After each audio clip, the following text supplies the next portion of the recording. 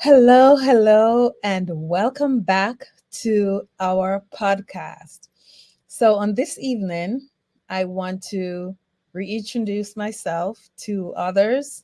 I'm Sophia, your host.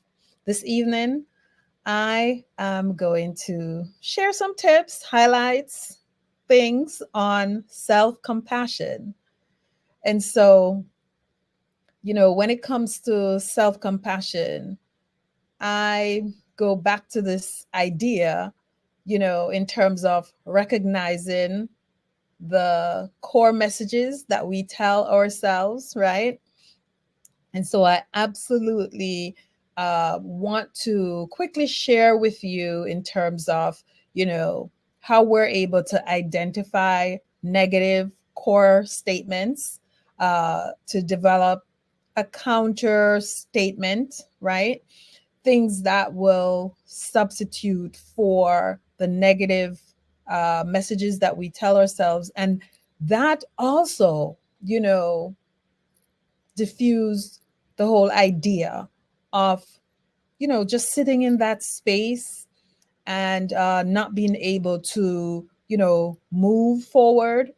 And so I think that's also helpful when I go back to, this idea of what some of us as therapists, we help our clients to navigate some of these challenges.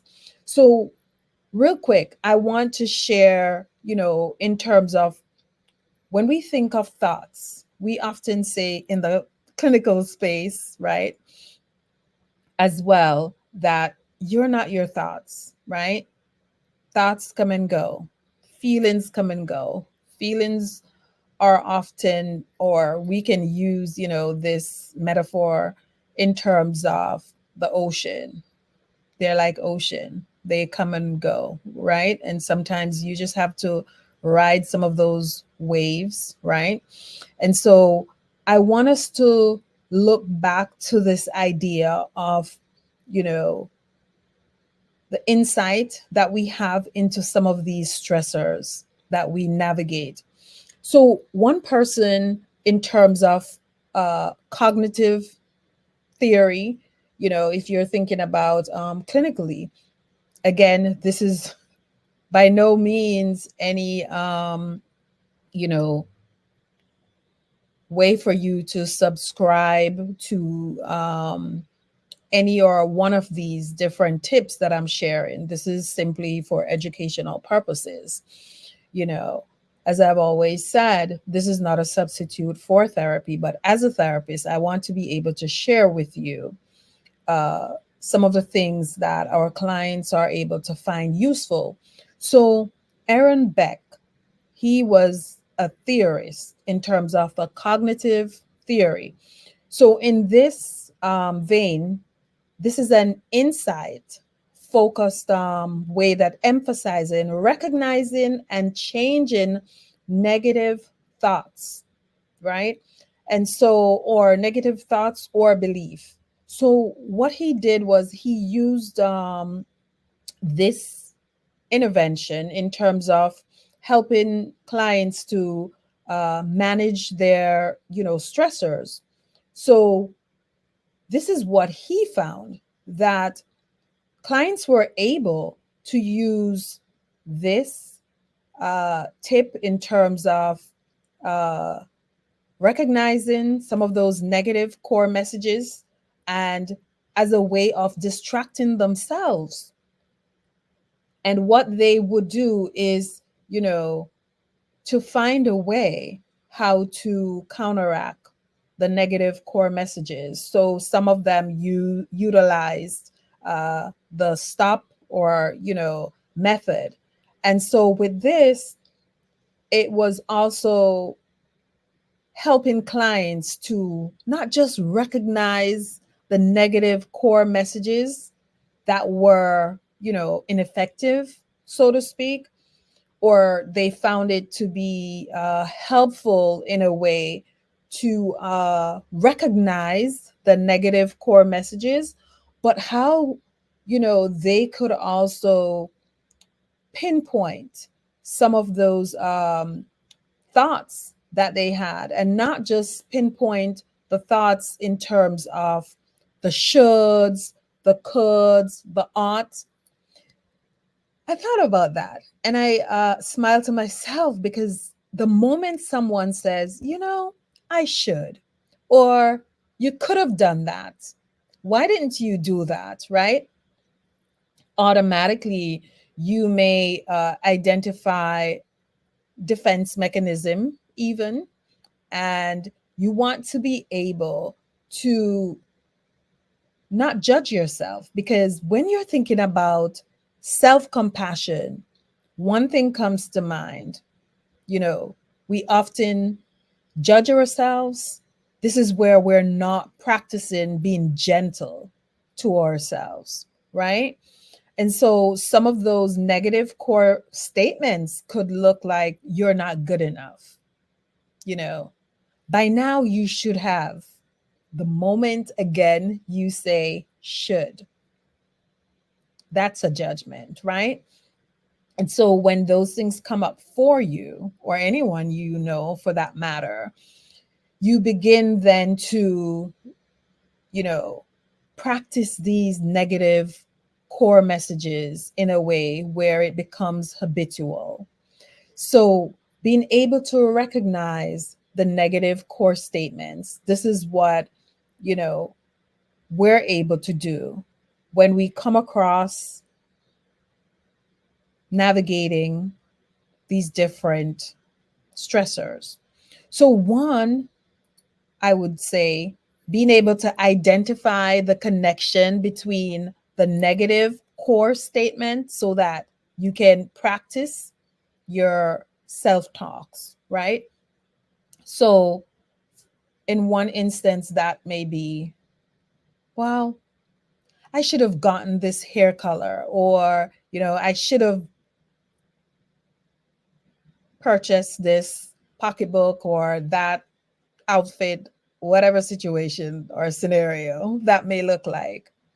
So, how about being able to, reframe? And so we often practice reframe. It's even in a conversation where we're not practicing being gentle, not to ourselves alone, but also to others, right? So, I would say mindfulness would be something that I would consider. And more so, you can also think about mindfulness when you're able to look at something perhaps that you didn't get to accomplish and give yourself some grace, right? Perhaps even as a mom, that you did all the laundry, right? Cooked your dinner, but perhaps you weren't able to fold those laundry, right? Or put them away. You can still practice mindfulness. You just looking at that thing, no judgment, right? And just be. And so I want to be able to suggest that even when you are struggling, to be kind to yourself, give yourself some grace. Okay, maybe you didn't get all the things accomplished. That is still okay, right? So, recognizing your stuck place. What is your stuck place? And how are you able to morph through that? And I get it. A lot of times people may be struggling with, you know, different things that they would like to do. And it's difficult for them to be able to be kind to themselves. So, like I said in the beginning, being able to identify the connection between the negative core message that comes up for you on any given day, for that matter. What helps my client may not help your client if you are, working with your clients in this aspect. And so, very often, what I would, or the feedback I would get from clients would be, they journal. They're able to recognize the negative core messages that comes up for them, and they're able to lean into that space, identify what that may look like. you know Perhaps it's the inner critic, right? And they're able to journal, they're able to utilize you know one technique, and we recognize that as the thought stopping technique. Or perhaps they're able to journal what that looks like, right? Or they're able to practice mindfulness. Pause, take a deep breath, inhale, exhale, right? And that works for them. Maybe they're able to go on a walk and be a part of nature. That's wonderful. And they've found that to be helpful as well. Perhaps they're able to locate their playlist, right?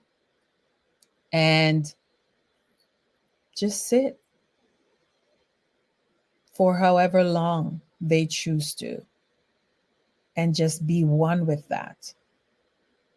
And I know it's difficult sometimes for us to just be still, right? To be part of that stillness. It's difficult for some, and that's okay, right? So if you're in that stuck place and you're not able to navigate those different intersection, whatever comes up for you, the overwhelm, the stressors, that you're not able to pause in that moment and being able to practice self-compassion, practice mindfulness. And mindfulness looks different for everyone. For some, yoga is something perhaps that they're able to be a part of, be a part of their daily routine. That has worked for some. Listening to music, if you're a part of the faith community and, worship songs are something that you're able to just sit with and be a part of, and that's a part of your spiritual discipline, that's okay.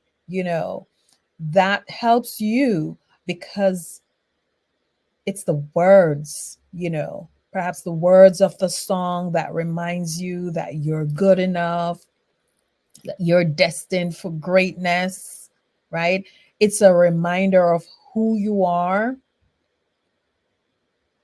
And so that's going to be helpful for you. And maybe if you're not practicing those spiritual disciplines, something else may work for you. Like I said, uh, you know, exercise, right?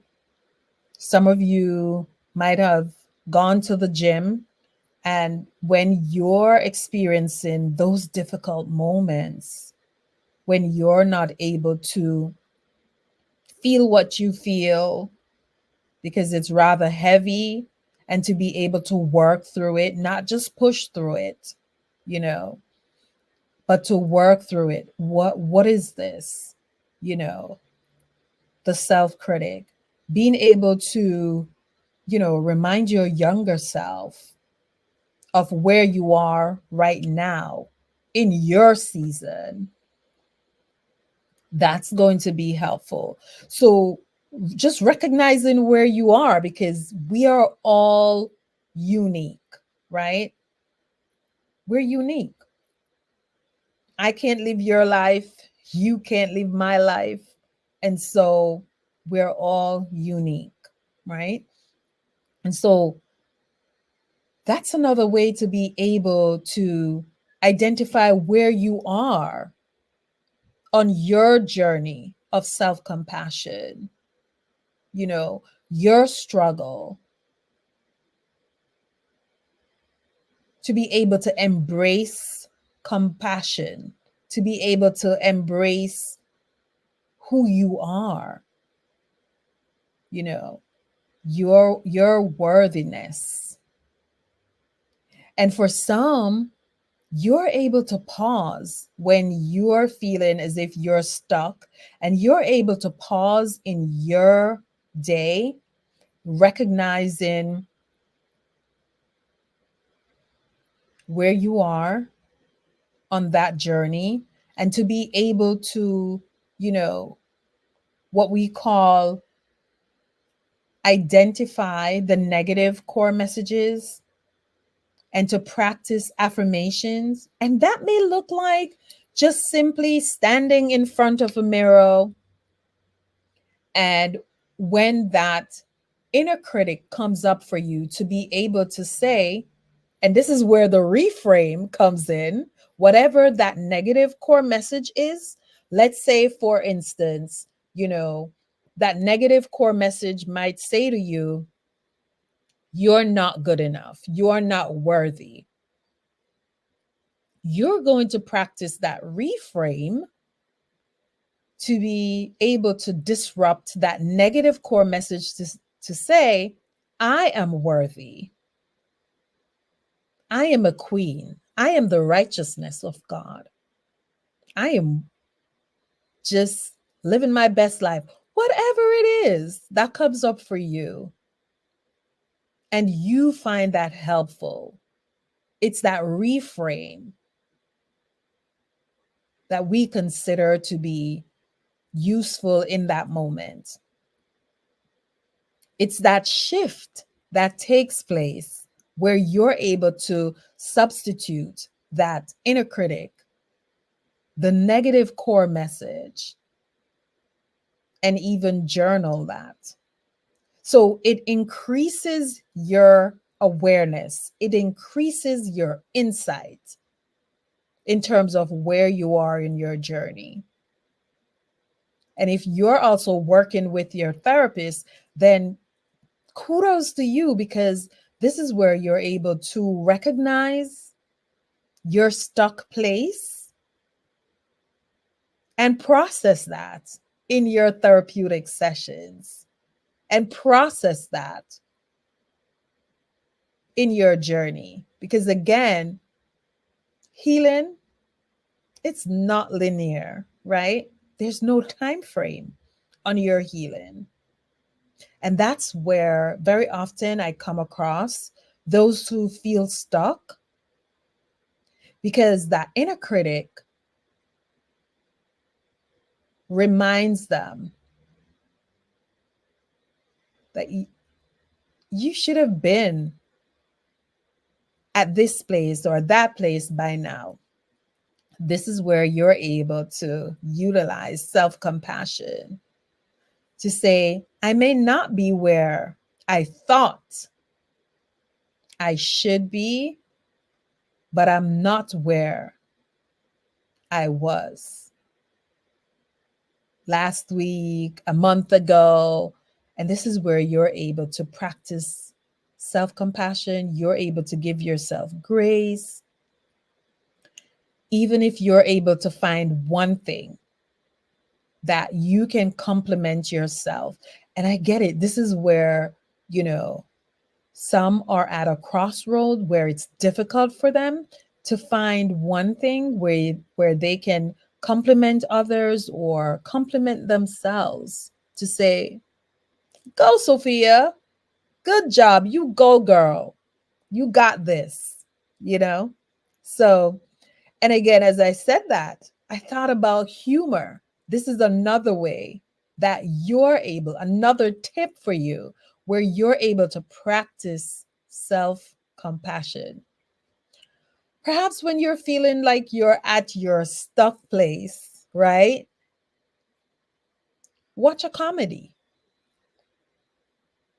I've gotten a lot of feedback from, you know, people I've worked with, to say this has helped them when they're in their stuck place, when they feel as if that negative core message, the inner critic, you know, yeah, it's okay. Laughter is good medicine, as they would say. So by all means, go ahead, rock with it, tune into it. jive with it, whatever, and just go for it. Because being able to embrace who you are, your wonderfulness, being able to embrace where you are, that's a good thing. You know, that's a really good thing. And so, self compassion, it's simply being kind to you,